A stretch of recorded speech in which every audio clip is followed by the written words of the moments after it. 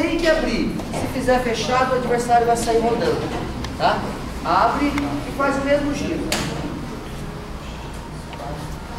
Tá? Não vai deixar o pezão lá que ele vai pegar também. Tá? Deixa o pezão solto lá que ele vai pegar. Ou fecha aqui, ou apoia o pé sobre o pé.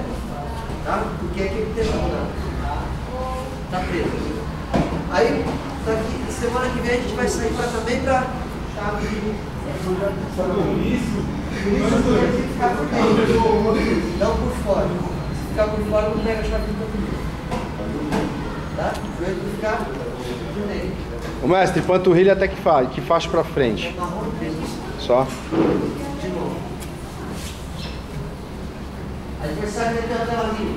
Se eu vou estar em pé ou no chão, não importa. Tá bom, fazendo em pé. Ele vai ter aquela linha.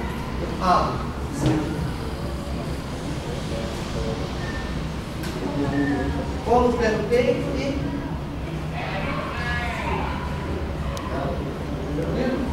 O giro é o mesmo, a forma é o mesmo. O que vai mudar é a perna dele. Tá? No primeiro movimento ele não estava entrelaçando, agora ele está entrelaçando. Está fazendo nada para tela livre. Feita tela livre, abre, ele.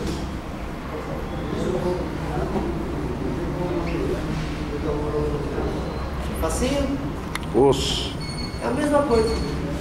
Só vai mudar a perna do seu adversário fazendo a tela livre.